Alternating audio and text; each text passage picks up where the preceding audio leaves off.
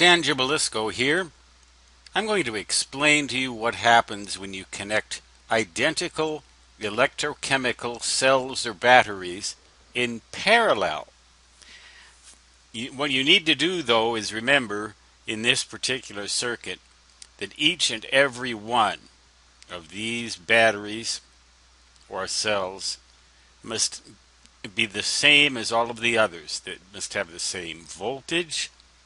Ideally, it should be the same size. For example, you wouldn't want to use a transistor battery and for one of these, and then 9 size D flashlight cells, or rather 6 size D flashlight cells for that one.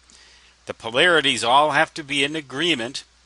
If you reverse any of these, you're asking for a couple of fried batteries because they'll short each other out directly. For example, if you were to reverse the polarity of this battery, well, it would actually form short circuit with this one, a short circuit with this one, and a short circuit with that one, and all of them would have a very bad day. Let's just put it like that. So this is what happens when you connect various batteries in parallel. Now, they don't necessarily have to be the same size. In other words, you could use 4 AA cells here and a lantern battery here for 6 volts in each case. But ideally, they should all be the same, identical. When you do that, the voltage that you get at the output is the same. I'm showing current here, but the voltage that you get at the output right here is going to be the same as the voltage of each and every one of those individual batteries.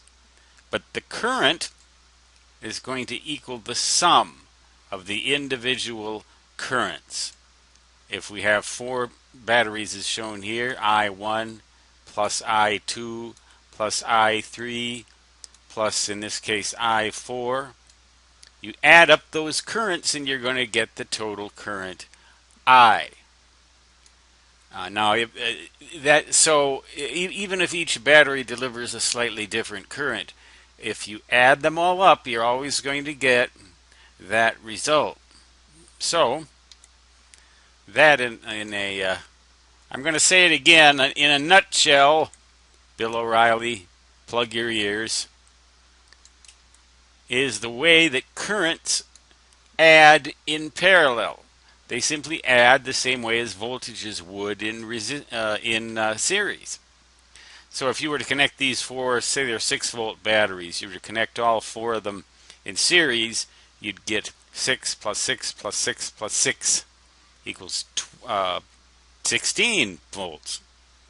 But of course, this I sub n allows for any number of batteries. It could be as few as 2 or as many as 100, neglecting losses in the wiring in between them. Just make sure you always have every battery the same voltage and the same polarity. And this basic thumb of rule, as my art friend down in Miami Beach used to say, the old lady from Hungary. Old lady, well, she's older than me. Anything older than me is old because I'm old. But that said, that's the way that currents add in parallel.